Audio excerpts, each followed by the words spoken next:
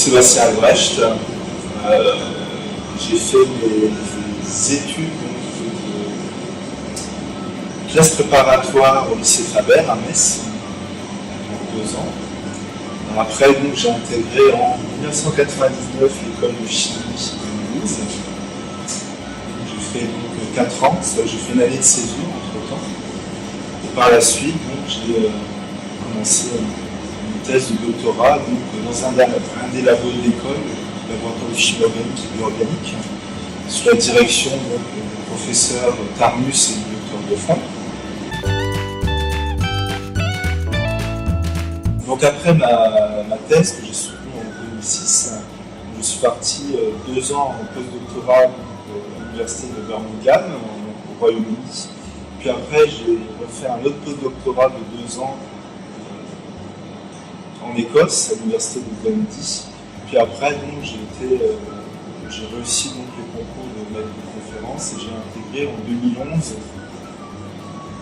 le laboratoire de chimie organique et bioorganique et l'ENSMU, ou l'université de Alsace.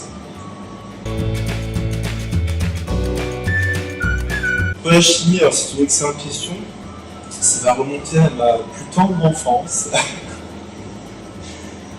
C'est-à-dire que quand j'étais très petit,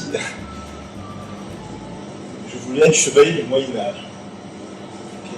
J'ai tout fait pour être chevalier du Moyen-Âge. Malheureusement, c'était un peu suranné. Et puis, mes parents m'ont expliqué, et je pense que c'est ce qui m'a fait arrêter ma grande carrière de chevalier du Moyen-Âge, c'est qu'il y avait trop de dangers et les gens se coupaient les bras, etc. Donc, je ne pouvais pas supporter la vision du sang. Par contre, ce qui était intéressant, toujours rester dans la même veine du chevalier du Moyen-Âge, c'était qu'il faut guérir les gens. Donc c'était soit la médecine, soit les herboristes, la chimie, etc.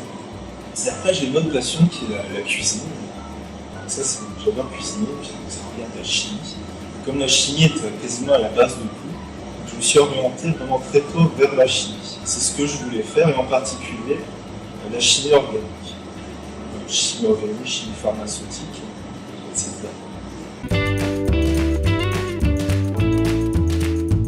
Alors mon lien avec l'ENSMU, il est assez étroit. Comme j'étais étudiant, je suis la promo de 1999 et j'enseigne également à l'ENSMU. Je fais également partie du conseil d'administration, du perfectionnement et puis du conseil paritaire de l'école. J'ai quand même un lien assez étroit. Récemment, sur proposition du chancelier de l'Académie des sciences, lettres et arts d'Alsace, j'ai reçu le prix scientifique Alfred et Valentine Ballack en 2016, qui récompense un peu toutes mes activités en synthèse organique, chimie médicinale, notamment sur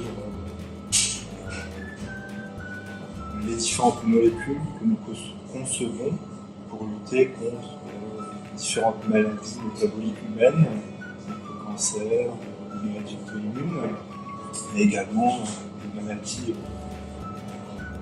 par agents pathogènes tels que le paludisme, notamment les infections au coronavirus. Donc c'est essentiellement de la synthèse organique